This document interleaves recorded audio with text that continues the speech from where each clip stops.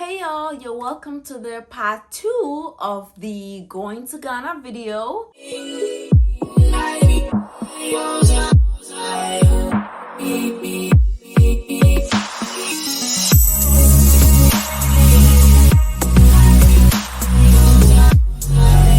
Thank you so much for being here again, and please be sure to like this video and the other video and the other videos, and please subscribe to the channel so you can be tuned for more videos, for more stuff, more everything. Also, if you haven't watched the part 1 of the going to Ghana video, please make sure to catch it. The link is going to be in the description. Now let's continue. So once I arrived at my gate, the first thing to do is to get a temperature check. I flew Delta. I don't know if that's a thing that all the other airlines do, but for Delta, I had to get a temperature check, and then you get like a little stamp or something at the back of your ticket, essentially prove that your temperature was good or something, or that you did have a temperature check. If you're a Delta user, if you're a frequent traveler, a Sky Miles member or something, it's always good to have the app because it would help you keep track of whatever. It tells you when you're boarding and everything. It's a good resource. So my flight to Ghana was like 40 minutes late because the flight was overbooked. There was a lot of baggage, so they were trying to move things around. So we were supposed to take off at 11:55 Eastern time, but we ended up taking off like around 12:37 Eastern time type shit. So basically around like an hour or and a half of getting into the flight, we got dinner. So dinner was basically, it was rice with some veggies. There was an option of fish, beef, chicken. I went with fish. The food wasn't bad at all. So around like 8:50 Eastern time, which in Ghana would be like 1:50 p.m. ish, that's when we got served breakfast. Most of the flights is about sleeping, honestly. I don't know what else you would want to do. I personally watched the Friends reunion because I hadn't seen that. It was a very beautiful video, very emotional. I almost cried. I really love Friends. I've watched Friends. I love Friends. And so the Friends reunion was really nice for me to watch. Like I said, I spent like majority of the time in the flight sleeping anyway. Breakfast with like the Friends reunion. So that was actually really nice. And breakfast was quaint. We had like a egg, cheese, breakfast sandwich, orange juice, some fruits. Pretty, standard breakfast items. Now to the technical stuff. Towards the end of your flight, the flight attendants will bring like a cute small immigration form. They give one to every single one in the plane. The best practice is to fill it out once you get it. It's not hard. It's just your name, purpose of visit, what address you're going to be staying at, phone number, all those things.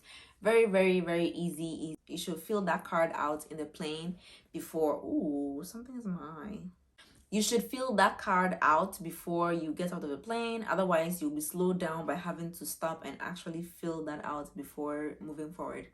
So off-boarding the plane was pretty much normal. Once you walk through the walkway thingy, first thing is there's someone there already asking questions about whether you filled out the forms that you were supposed to pre-fill before the whole flight thing, the health service form and all those things. Someone is there asking if you did it, you get into line. If you did not, you have to go to the kiosk and do it. So if you did watch my first video, then you know that we already did all those things that we had to do ahead of time. So we're all clear.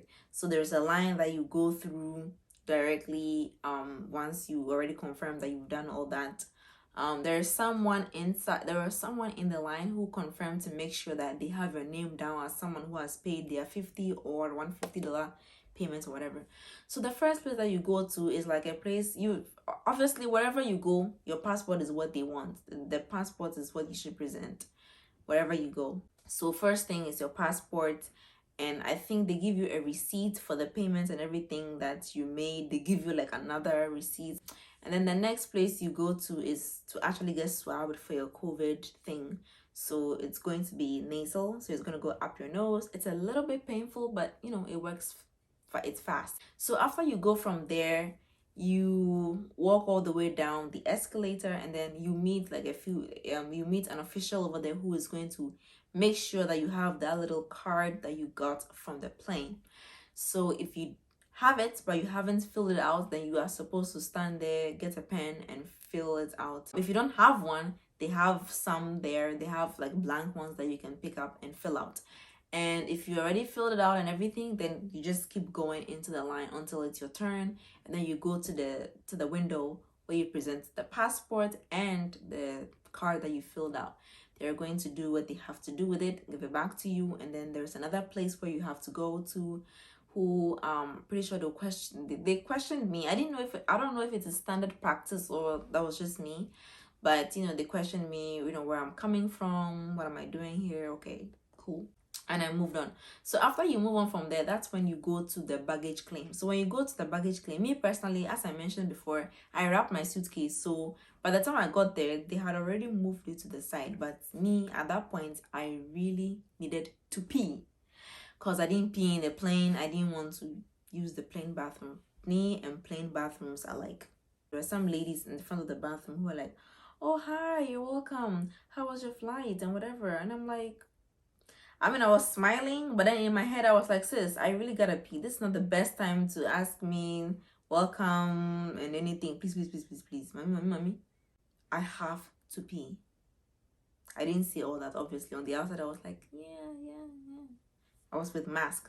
So I was just squinting. Yeah, it was nice. Thank you.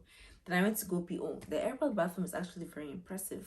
Just wanted to mention that out of the blue. I went to go get my baggage, and then so after you do get your bag, the first thing that you do is you go onto the health site website. Again, I'm going to link that down below. You need to go there. Once you put in your passport number, it would tell you if your COVID test is ready or not. If it's ready, then you continue into the line and then go get your test.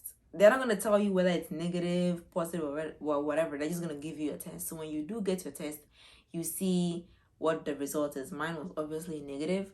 So you get your stuff, and then you go like out the exit of the place, or if you still have any business at the airport, good luck. But when you go out, there's someone who is there who will check your COVID test to make sure that it is negative, and then you're good to go. Now, after you leave that place, there is one final place that you need to go through before you get out. So this is basically a military person. She asked me about what items that I had in my suitcase. I thought it was a little bit weird, but she asked me what items that I had in my suitcase. She asked me if I had like electronics, and I'm like, I do have my personal electronics, but they're in my backpack, not in my checked bag. She was mainly asking about my checked bag. And then she asked if I had new clothing or old clothing, which I thought was a very weird question. There are a few more other weird questions, and at some point she tried to imply that she had to open my suitcase. And in my head, I'm like, woman, I respect you, but you are not going to open my suitcase in the middle of the airport. You got me up if you think that you're going to open my suitcase. Like, that's not gonna happen. And then she took my passport. She looked into my passport like 4 seconds, and then she was like, I could go. Anyway, so finally I walked through those double doors, and let me tell you, those 5 seconds of being at the entrance was weird AF, because I was like, once I walked out, everyone's eyes came on me, and it's like, I don't blame them, because people there are waiting for their family, taxis waiting for passengers, people waiting for people they don't know. So those few seconds is spent on like looking at you like, is this the person I'm here for? Or no, that's not the person I'm here for. Like, it's a little bit awkward, but thanks be to God, within like 2 minutes, my mom popped out. Just a disclaimer, you should be careful at the airport. There are people who will try to, like, if you don't have specific people who are picking you up from the airport, there are going to be people who will try to like, oh, let me take you, let me do this, oh, let me help you out, let me do this for you. Be careful, because there are some people in the airport who will be so nice and everything to you, but they really want money. That's the reason why they're doing that. So if you don't have any money on you to give them, I feel like you should let them know in advance, so they know whether they still want to help or withdraw their help. There are some people too who will, all things being equal, they'll steal your suitcases. So you should be careful, especially those people who travel with small things all around you. Be careful, because some people will be like, oh, wow, Accra and all that, and then next thing you know, they take one thing away from you. so you have to be careful. But honestly, the airport is very nice. Unfortunately, I wasn't able to get like good video of the place because I was too excited. Also, I was too excited, and then I remembered at some point that, oh, I wanted to vlog all this. But you know, it's all good. I'm glad I'm able to tell you by mouth, and I'm hopeful that whenever time or whatever time that you watch this video, it will be because you're also headed to Ghana, so it would be helpful information anyway. But yeah, that is basically the gist of this video. I hope you found it helpful.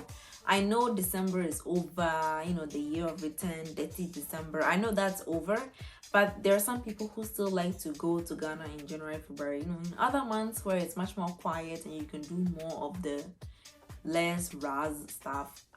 No offense, those who do that Coachella concert thing, I'm not saying that it's Raz, but I'm just saying that there are some people who don't like crowds and possibility of getting your phone stolen or something on you stolen.